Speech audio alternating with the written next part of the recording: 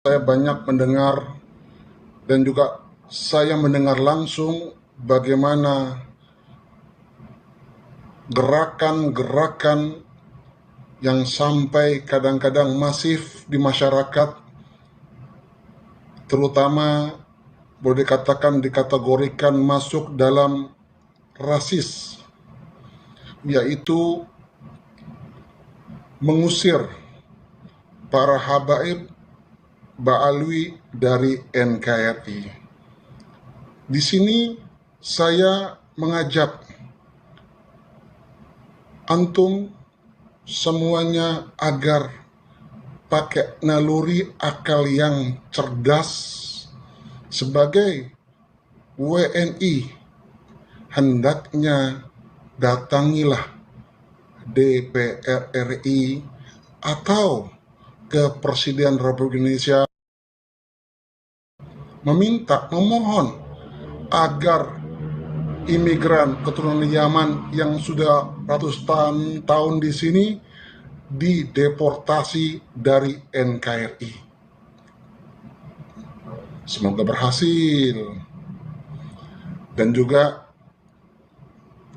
lebih bagus datangi, sambangi soan ke Rois Am PBNU Kiai Haji Miftahul Akhyar dan Ketua Umum Tanfidiyah PBNU Bapak Kiai Haji Yahya Khalistakuf, dan juga ke Sekjen PBNU Bapak Haji Gus Ipul. Datangi beliau dan demo kalau perlu di situ, minta agar para habaib Ba'alwi dipecat dari pengurusan Nahdlatul Ulama, baik di pusat sampai ke pengurus anak ranting.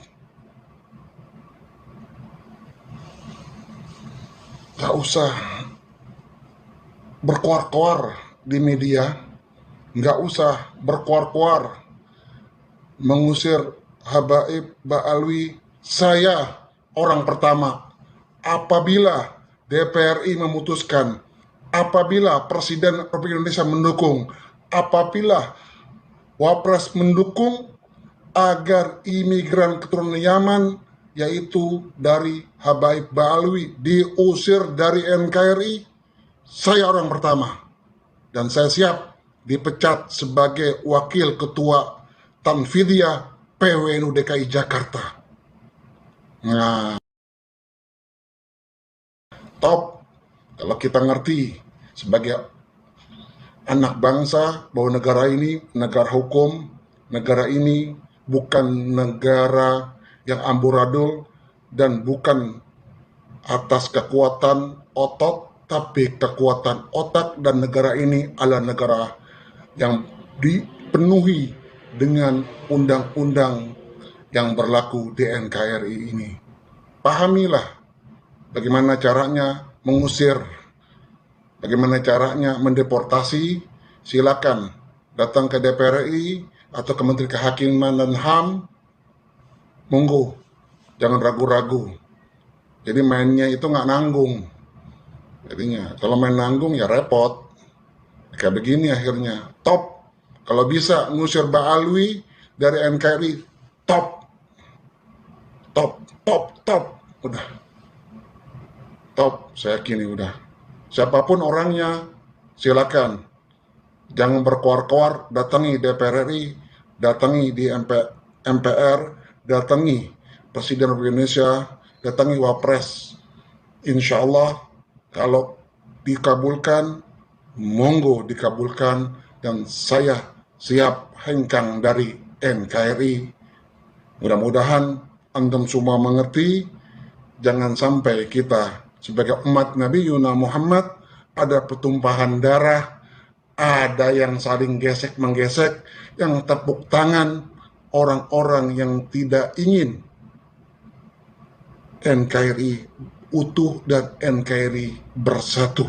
Apalagi kita sebagai pecinta Nahdlatul Ulama, hendaknya kita merangkul, bukan kita memukul, Wallahul muwaffiq ila aqwamit thoriq. Assalamualaikum warahmatullahi wabarakatuh.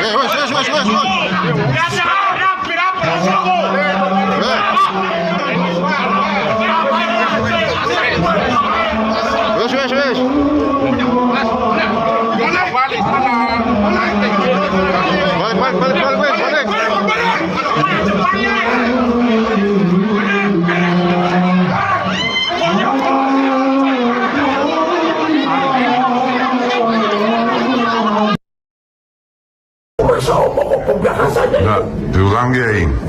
Dengan bilang tadi, terputusnya nasab Habib Alwi itu tidak berimplikasi kepada terputusnya keilmuan. Ternyata setelah saya pelajari kitab-kitab Alwi, banyak kenyelenehan, banyak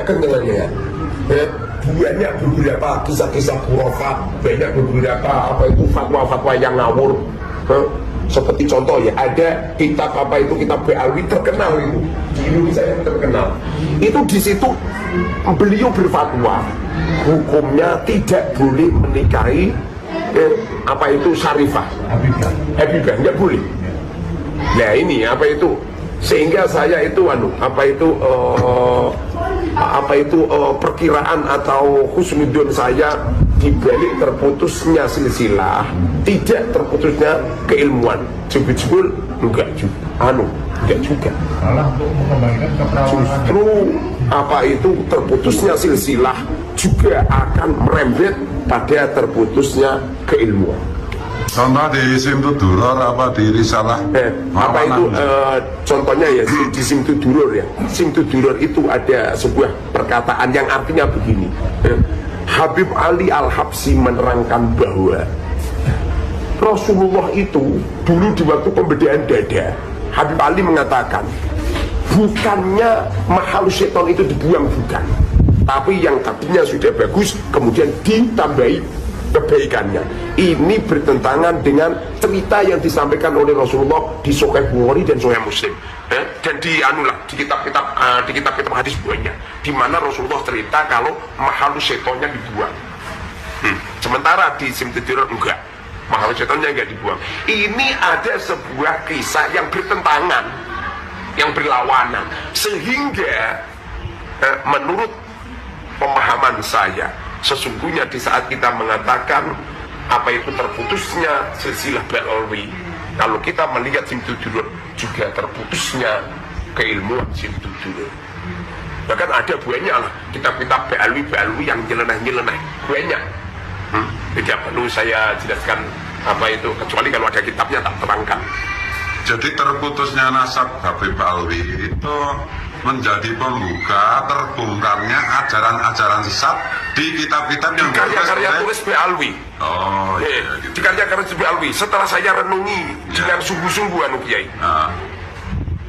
Setelah saya renungi, di waktu kita itu sudah mengatakan bahwa Habib itu tidak dzurriyyah Rasul, tapi kita masih setuju dengan fatwa-fatwanya Alwi. Padahal mereka itu kan sudah tidak dzurriyyah Rasul, dan mereka sudah tahu, sudah diberitahukan bahwa silsilah mereka sudah terputus, tapi mereka masih mengkumandangkan bahwa dirinya adalah min dzurriyyatir Rasul. Maka kita ini termasuk i'anatul bil maksiat, i'anah maksiat, menolong kemaksiatan, karena mereka udah jelas-jelas tidak dzurriyyahnya Rasul. Loh, kok kita masih ngikutin orang-orang yang mengetahui bahwa dirinya sudah tidak dirinya Rasul, Tapi masih mengaku dirinya Rasul, dan ajarannya sesat. dan ajarannya banyak yang keliru. Sehingga apabila kita ini ngikut mereka, sesungguhnya kita bagian daripada nulung kemaksiatan mereka, karena mereka itu adalah orang yang menipu atau yang ngaku-ngaku sebagai duriya Rasul. Makanya jangan heran apabila ada duriya Rasul yang ada di Indonesia itu nyeleneh itu, jangan heran itu. Banyak lah katanya Habib Lutfi luar biasa katanya. Justru kalau kita mau berangan-angan, habaib yang paling membahayakan itu Habib Lutfi. Saya sering dikocam habis-habisan tentang ini, karena Habib Lutfi ini beliau tidak sekeras Habib Rizik. Kalau Habib Rizik walaupun keras, di waktu ada hal-hal yang tidak diinginkan, beliau kan lari ke Arab Saudi, melarikan diri. Al-Kaburi. Tapi Habib Lutfi ini dengan suaranya yang masya Allah Lembut. yang masya Allah lembutnya yang luar biasa, tapi sangat-sangat membahayakan. Kenapa kok sangat-sangat membahayakan? Coba sekali-kali panjenengan coba di tempatnya Habib Lutfi, jangan cuman sehari 2 hari, 40 hari panjenengan kumpul dengan Habib Lutfi, nanti baru tahu asli daripada Habib Lutfi. Kalau hanya melihat sekilas, melihat jubahnya dan ya seperti anak kecil lihat lihat orang yang pakai jubah. Di sini kan banyak orang-orang yang semacam itu. Jadi walaupun kita ini beranggapan bahwa silsilah Ba'alwi itu terputus, itu bukan berarti hanya sekedar terputus silsilahnya saja, tidak. Tapi coba diteliti keilmuannya, ada hal-hal yang aneh, teliti orangnya, ada hal-hal yang aneh. Indonesia ini sangat antusias dengan Habib Syekh semisal. Loh, kita orang ini percaya penuh dengan Habib Syekh yang imamahnya Masya Allah, yang pembicaraannya Masya Allah, yang pidatonya Masya Allah, kemudian menipu dengan sebutan, dengan lantunan lagu Habib Rizik, guru NU. Ini menipu loh ini. Ini sangat-sangat menipu. Bagaimana jika Habib Syekh wafat, Habib Lutfi wafat, ulama-ulama pribumi wafat, anak keturunan kita akan mengatakan bahwa Habib Rizik gurunya NU. Kapan wong NU belajar pondok di tempat Habib Rizik? Panjenengan pernah mendengar Habib Rizik? Tidak pernah. Seakan-akan orang NU ini berguru dengan Habib Rizik, seakan-akan seperti itu. Itu tidak cuma itu saja, banyak penipu, tipuan-tipuan, banyak itu. Kalau pengen tahu caranya atau berteman dengan tokoh-tokoh Habib itu, coba temani selama 40 hari, nanti akan tahu. Temani selama 40 hari, coba itu di Semarang itu ada Habib Umar itu, coba sekali-kali temani 40 hari. Jadi saya ini tidak hanya sekedar memframing jelek, enggak, coba temani selama 40 hari. Orang itu kalau pengen tahu kehebatan orang, lakukan metode arba'in. Lakukan metode arba'in. Ada orang mandul Gus, ada orang mandul nggak bisa hamil. Saya ijazahi metode arba'in Gus, langsung hamil loh Gus. Maksudnya metode arba'in gimana? Tak suruh berhubungan badan 40 hari.